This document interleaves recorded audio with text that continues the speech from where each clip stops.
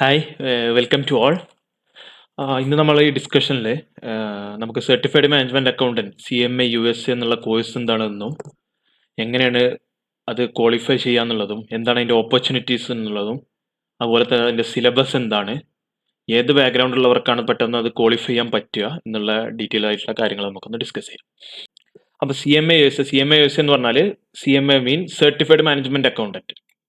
അത് പ്രൊവൈഡ് ചെയ്യുന്നത് IMA institute of management accountant എന്നുള്ള USA ഒരു ഇൻസ്റ്റിറ്റ്യൂട്ട് ആണ് സർട്ടിഫൈഡ് മാനേജ്മെന്റ് അക്കൗണ്ടന്റ് CMA എന്നുള്ള കോഴ്സ് പ്രൊവൈഡ് ചെയ്യുന്നത്.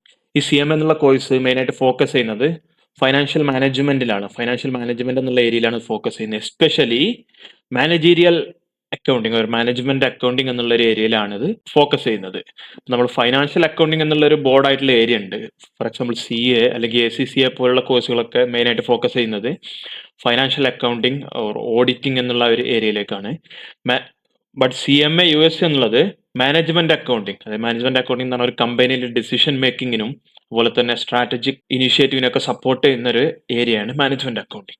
അപ്പൊ മാനേജ്മെന്റ് അക്കൗണ്ടിങ് എന്നുള്ള ഏരിയയിലാണ് CMA US മെയിനായിട്ട് ഫോക്കസ് ചെയ്യുന്നത്. ഇതിന്റെ ഒരു ക്വാളിഫിക്കേഷൻ, ഇത് നമുക്ക് ഒരു ബാച്ചിലർ ഡിഗ്രി ഉള്ള ആൾക്കാർക്കാണ് നോർമലി കോഴ്സിൽ ഈ സർട്ടിഫിക്കേഷൻ കിട്ടുക. അതുപോലെ തന്നെ പാർട്ട് 1 ആൻഡ് പാർട്ട് 2 രണ്ട് പാർട്ടാണ് ഇതിലുള്ളത്. പാർട്ട് 1 ആൻഡ് പാർട്ട് 2 രണ്ട് എക്സാം ആണ് ഉണ്ടാവുക. ആ രണ്ട് എക്സാം ക്വാളിഫൈ ചെയ്ത് കഴിഞ്ഞാൽ നിങ്ങൾക്ക് CMA US ക്വാളിഫൈ ചെയ്യാൻ പറ്റും. അതുപോലെ തന്നെ 2 years of relevant work experience, അതായത് നിങ്ങൾക്ക് 2 വർഷത്തെ ഫൈനാൻസ് ഫീൽഡിൽ ഒരു റെലവെന്റ് ആയിട്ടുള്ള വർക്ക് എക്സ്പീരിയൻസും കൂടെ അതിൽ കാണിക്കണം. എന്നാലാണ് നമുക്ക് സർട്ടിഫിക്കേഷൻ അപ്ലൈ ചെയ്യാൻ പറ്റുള്ളൂ. വൈഡ് റേഞ്ച് ഓഫ് ഓപ്പർച്യൂണിറ്റി ആണ് ഇത് നിങ്ങൾക്ക് ഓപ്പൺ ചെയ്യുന്നത്. ഇന്ത്യയിലായിക്കോട്ടെ ഔട്ട്സൈഡ് ആയിക്കോട്ടെ, എസ്പെഷ്യലി ഇൻ മിഡിൽ ഈസ്റ്റിലൊക്കെ ഒരുപാട് ഓപ്പർച്യൂണിറ്റീസ് ആണ് ഈ CMA US എന്നുള്ള കോഴ്സ് പ്രൊവൈഡ് ചെയ്യുന്നത്.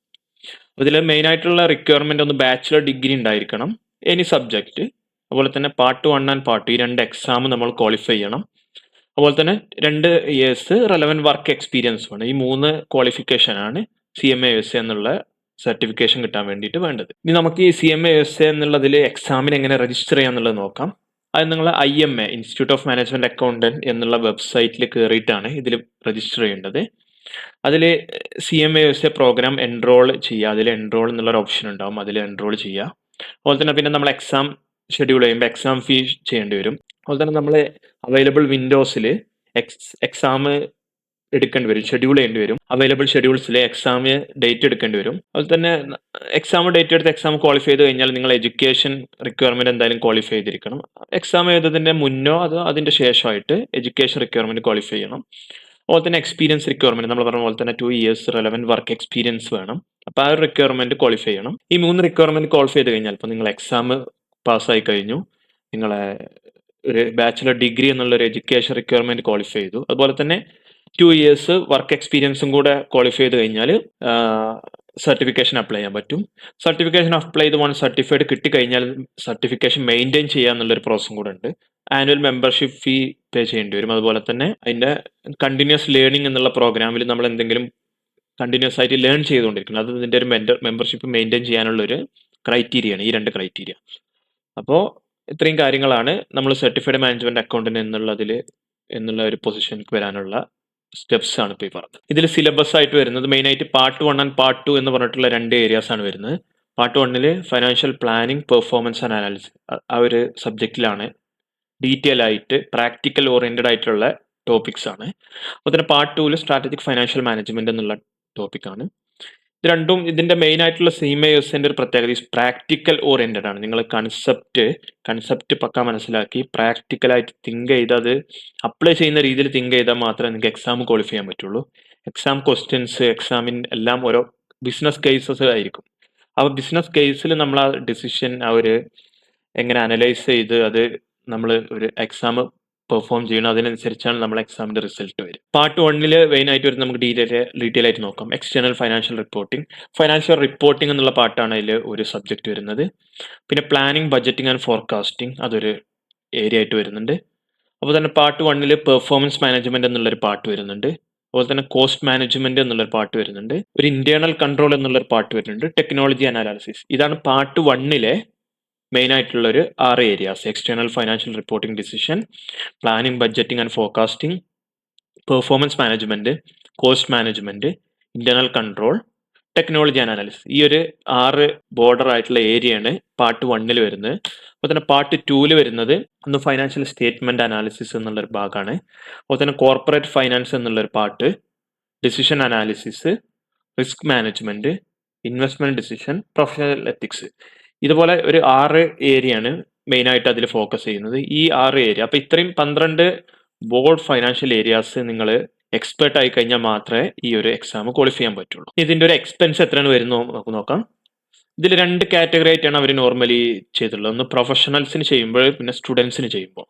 പ്രൊഫഷണൽസിന് ചെയ്യുമ്പോൾ ഒന്ന് എക്സാം എൻട്രൻസ് ഫീ ഉണ്ടാവും. CMA എൻട്രൻസ് ഫീ നമ്മൾ രജിസ്റ്റർ ചെയ്യുമ്പോൾ പേ ചെയ്യേണ്ടി വരും, $300 ആണ്. പിന്നെ നമ്മൾ ഓരോ എക്സാമിനും പാർട്ട് 1, പാർട്ട് 2 ഓരോ എക്സാമിനും നമ്മൾ $495 പേ ചെയ്യേണ്ടി വരും, ഓരോ എക്സാം അറ്റൻഡ് ചെയ്യാൻ വേണ്ടിയിട്ട്. നിങ്ങൾ ഫസ്റ്റ് അറ്റംപ്റ്റ് തന്നെ ക്വാളിഫൈ ചെയ്ത് കഴിഞ്ഞാൽ നിങ്ങൾക്ക് ഒരു പ്രാവശ്യം പേ ചെയ്താൽ മതി. നിങ്ങൾ രണ്ടാമത്തെ പ്രാവശ്യം വീണ്ടും എക്സാം അറ്റൻഡ് ചെയ്ത് ഒന്നാമത്തെ പ്രാവശ്യം ക്വാളിഫൈ ചെയ്യാതെ രണ്ടാമത്തെ പ്രാവശ്യം അറ്റൻഡ് ചെയ്യേണ്ടി വന്നാൽ രണ്ടാമത്തെ പ്രാവശ്യം എക്സാം ഫീ പേ ചെയ്യേണ്ടി വരും. പിന്നെ ഒരു മെമ്പർഷിപ്പ് ഫീ എന്ന് പറഞ്ഞാൽ $295. ടോട്ടൽ നമുക്ക് ഒരു എക്സാം, ഒരു പ്രൊഫഷണലായിട്ട് രജിസ്റ്റർ ചെയ്യുന്ന ഒരാൾക്ക് എക്സാം എഴുതാൻ വേണ്ടി വരിക $1585 ആണ്. ഏകദേശം ഇന്ത്യയിൽ 1,34,300 രൂപ അതാണ് അതിൽ വരിക. അതുപോലെ തന്നെ സ്റ്റുഡന്റ് എന്നുള്ളതിൽ അവരൊരു സെപ്പറേറ്റ് ഒരു ഡിസ്കൗണ്ടഡ് പ്രൈസ് ആണ് കൊടുക്കുക. എൻട്രൻസ് ഫീ $225 ആണ്.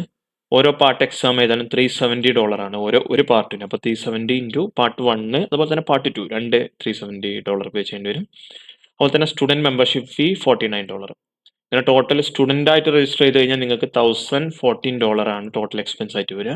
ഏകദേശം ഇന്ത്യൻ റുപ്പീസ് 85,900 ഇന്ത്യൻ റുപ്പീസ്. അപ്പം നിങ്ങൾ നോർമലി ഇവർ ക്ലാസിഫൈ ചെയ്യുന്നത് പ്രൊഫഷണൽ എന്നുള്ള വർക്ക് ചെയ്യുന്ന ആളുകൾക്ക് പ്രൊഫഷണൽ എന്നുള്ള രീതിയിൽ രജിസ്റ്റർ ചെയ്യാനും, നിങ്ങൾ എന്തെങ്കിലും കോഴ്സ് ചെയ്തുകൊണ്ടിരിക്കുന്ന ആളുകളാണെങ്കിൽ ഏകദേശം നിങ്ങൾക്ക് സ്റ്റുഡൻറ് എന്നുള്ളതിലും രജിസ്റ്റർ ചെയ്യാൻ പറ്റും. അപ്പം നിങ്ങൾ നോർമലി ഇപ്പോൾ നമ്മളൊക്കെ സജസ്റ്റ് ചെയ്യുന്നത്, നിങ്ങൾ വർക്ക് ചെയ്യുന്ന ആളാണെങ്കിൽ കൂടെ വേറെ എന്തെങ്കിലും കോഴ്സുകളോ എന്തെങ്കിലുമൊക്കെ ചെയ്യുന്നുണ്ടെങ്കിൽ നിങ്ങൾക്ക് സ്റ്റുഡൻറ് എന്നുള്ളതിൽ തന്നെ രജിസ്റ്റർ ചെയ്യാം. നിങ്ങൾക്ക് 85,900 ഇന്ത്യൻ റുപ്പീസിന് എക്സാം എഴുതാൻ പറ്റും. അപ്പോൾ ഇതാണ് ഇതിൻ്റെ ഒരു എക്സാം ഫീസായിട്ട് വരുന്നത്. അപ്പോൾ ഇങ്ങനെയാണ് ഇതിൻ്റെ എക്സാം സെഷൻ വരുന്നത്.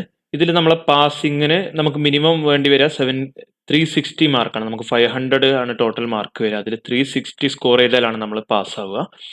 എക്സാം എന്നുള്ളത് 4 ഹവർ ആയിരിക്കും ഓരോ പാർട്ടിനും എക്സാം. അതിൽ നമുക്ക് 100 മൾട്ടിപ്പിൾ ചോയ്സ് ക്വസ്റ്റ്യൻസും അതുപോലെ തന്നെ 2 essay ക്വസ്റ്റ്യൻസ് ആണ് ഓരോ പാർട്ടിനും ഉണ്ടാവുക. പാർട്ട് 1 നിങ്ങൾക്ക് 100 മൾട്ടിപ്പിൾ ചോയ്സ് ക്വസ്റ്റ്യൻസ് ഉണ്ടാവും, 2 essay ക്വസ്റ്റ്യൻസ് ഉണ്ടാവും. പാർട്ട് 2 അതുപോലെ തന്നെ 100 മൾട്ടിപ്പിൾ ചോയ്സ് ക്വസ്റ്റ്യൻസ് ഉണ്ടാവും, 2 essay ക്വസ്റ്റ്യൻസ് ഉണ്ടാവും. ഇതാണ് ഇതിന്റെ എക്സാം സ്ട്രക്ചർ.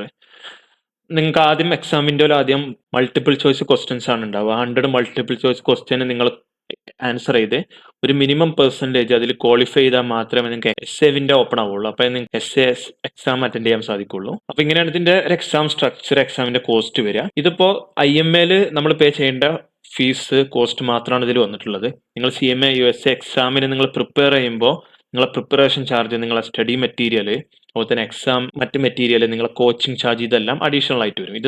ഇത് ഈ ഒരു ചാർജ് പറഞ്ഞാൽ നമ്മൾ IMA രജിസ്റ്റർ ചെയ്യുമ്പോൾ പേ ചെയ്യേണ്ട ചാർജ് മാത്രമാണ് ഇപ്പോൾ ഈ പറഞ്ഞിട്ടുള്ളത്. ഇനി ഇതിൽ എക്സാം പ്രിപ്പയർ ചെയ്യാൻ വേണ്ടിയിട്ടുള്ള കുറച്ച് ടിപ്സ് നോക്കാം.